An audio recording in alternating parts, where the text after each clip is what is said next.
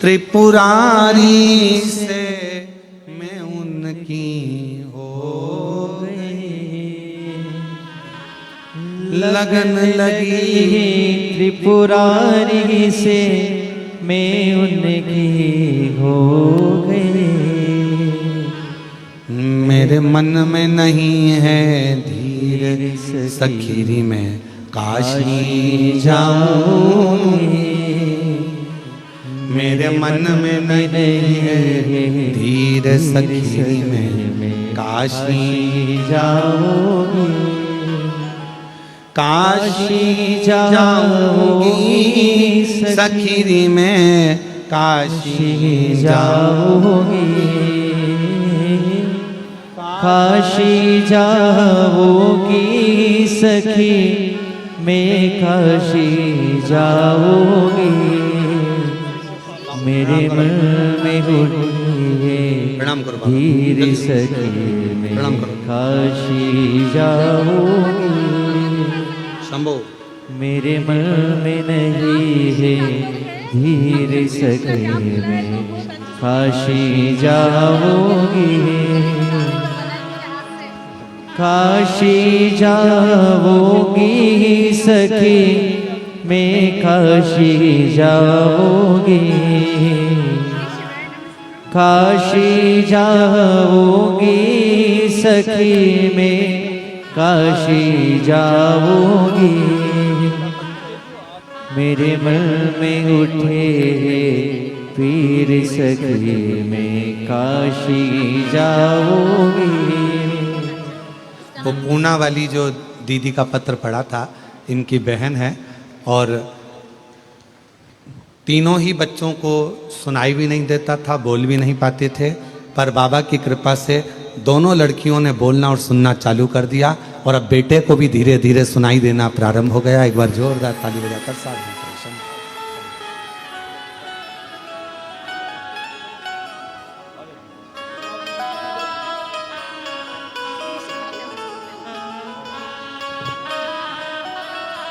और छोड़ दिया मैंने खाना पीना तेरी याद में। छोड़ दिया मैंने खाना पीना तेरी याद में। मेरे मन में नहीं है धीर सखीरी में काशी जाऊंगी। काशी जाऊंगी सखी में सीहोर जाऊंगी। काशी जाओगी सखी मैं सीहोर जाऊंगी। मेरे मन में नहीं है धीर सखी में काशी जाऊंगी। पितरों ने वर दे दिया, शिव जी ने वर दे दिया पितरों को। पितृ प्रसन्न हो गए, प्रसन्न।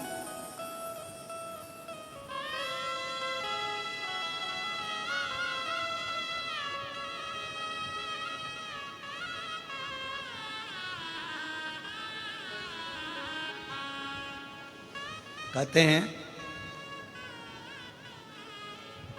पितरों के देवता आर्यमा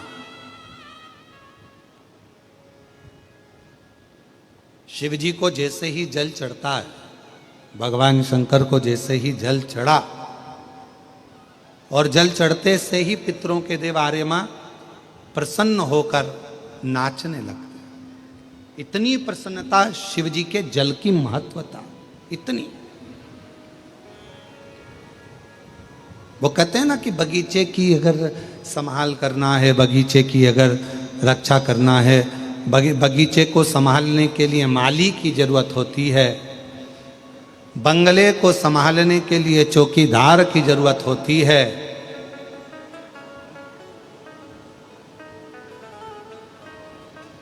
और अपनी जिंदगी को संवारने के लिए एक लोटे जल की जरूरत होती है। एक लोटे।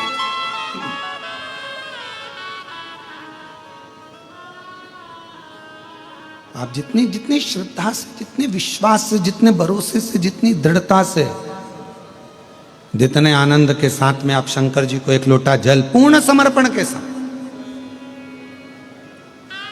पूर्ण समर्पण के साथ,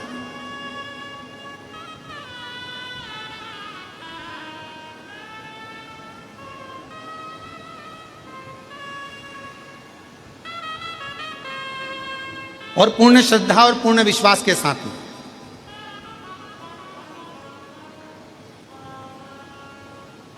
पितरों की 3 बेटियां मेना, धन्या, कला, पितरों का आशीर्वाद प्राप्त करके संतों को प्रणाम करने के लिए गई।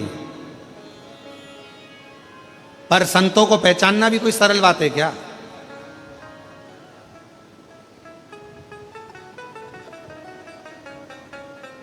एक सच्चा संत, एक सच्चा साधु, एक सच्चा तपस्वी, साधक, उपासक, एक श्रेष्ठ ब्राह्मण, एक संत, एक साधु, एक तपस्वी, एक सच्चा भक्त अपने मुख से कभी भी तुमने ज्यादा दिया तो ठीक, कम दिया तो ठीक, कैसा दिया तो ठीक, सच्चा यदि एक ब्राह्मण होगा, सच्चा यदि एक संत होगा, सच्चा यदि एक साधक होगा, सच्चा यदि एक साधक होगा, तपस्वी होगा, साधु होगा, तो वो कभी भी तुम्हारे कम देने पर या ज्यादा देने पर ऐसा नहीं कि तुमने ज्यादा दे दिया तो ज्यादा वर प्रदान कर दिया, कम दिया तो कम वर प्रदान कर दिया। ना ना ना, सच्चा साधु, सच्चा सन्यासी, तपस्वी, साधक, उपासक, ब्राह्मण कभी कम और ज्यादा से रुष्ट नहीं होता।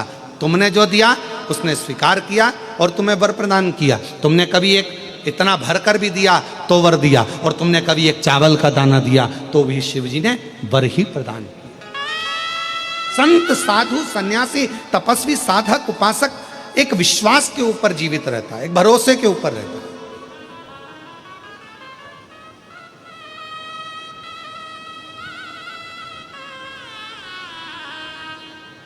आज के ज़माने में लोग ब्राह्मण की बहुत ज़्यादा हंसी उड़ाते हैं, कहते हैं ब्राह्मण को तो धन की जरूरत होती है, ब्राह्मण को संपदा की जरूरत होती है। ना ना, ब्राह्मण को मान और सम्मान की जरूरत होती है।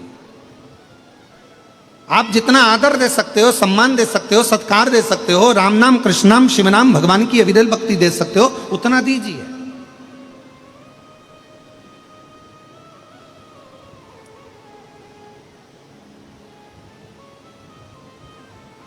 ब्राह्मण सबसे ज्यादा प्रसन्न, ब्राह्मण सबसे ज्यादा खुश कब होता है? जब उसका यजमान फैक्ट्रियों का मालिक बनता चले जाता है, दुकानों का मालिक बनता चले जाता है, उसका वंश बढ़ता चले जाता है, उसका आनंद बढ़ता चले जाता है, तो ब्राह्मण प्रसन्न होना चालू हो जाता है। प्रसन्नता है उसकी खुशी ही यही है। सर्वे भवन्तु सुखी, सब सुखी रहे।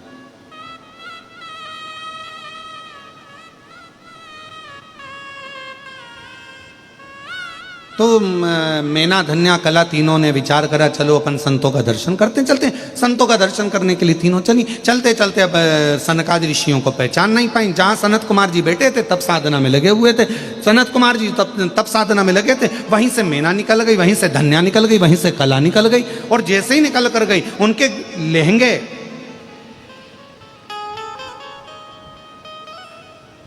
रत्नों से जड़े हुए।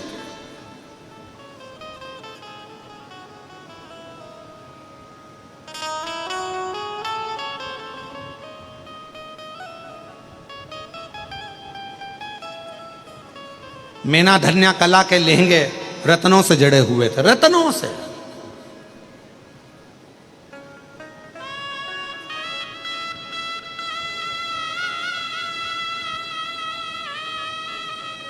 अब आज का जमाना तो गया, पुराना जमाना। कभी तुम अपनी अपनी सासुओं से पूछना, दादी सास से पूछना, उनके पास में पहले एक साड़ी हुआ करती थी जो सोने के तारों से बुनी हुई हुआ करती थी।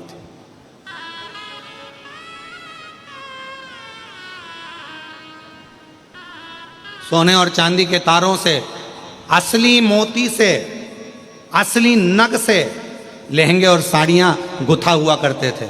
मैना, धन्या, कला तीनों जा रही थी, उनके लहंगे की चोट सनत कुमार की जंघा पर आ गई, क्योंकि निकल कर जा रही थी और बेटे तप में लीन थे। इनको लगा कि ये तो बाल्यावस्था वाले बच्चे दिखते हैं, छोटे दिखते हैं, ये समझ नहीं पाई और उनको चोट लग गई। इतने में सनत कुमार को क्रोध आ गया और सनत कुमार जी उठकर तुरंत खड़े होकर बोले, ए मैना धन्या कला पितरों की 3 बेटियों, तुमने एक संत का अपमान करा है और हम तुम्हें श्राप देते हैं कि मृत्यु लोक में तुम्हें जन्म लेना पड़ेगा।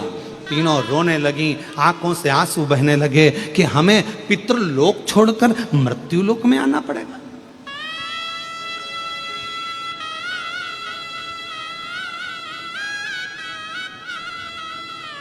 दुनिया का पूरे देवताओं में भी सबसे सुंदर लोक होता है पितृलोक। सबसे सुंदर लोक अगर कोई सा है तो पितृलोक है। क्यों? कोई तुमसे पूछे कि पितृलोक, महाराज जी सियोर वाले महाराज ने कहा कि सबसे सुंदर लोक पितृलोक होता है, क्यों ऐसा क्यों वर्णन किया गया? उसका शास्त्र प्रमाण देता है, वर्णन करता है कि बैकुंठ में भगवान नारायण रहते हैं, ब्रह्मा ब्रह्मलोक में रहते हैं, इंद्र इंद्रलोक में रहते हैं, सारे देवता अपने अपने लोकों में निवास करते हैं। पर कोई भगवान विष्णु जी से पूछे कि सबसे ज्यादा क्या आप बैकुंठ में रहते हो? कोई भगवान विष्णु जी से पूछे क्या सबसे ज्यादा आप स्वर्ग में रहते हो?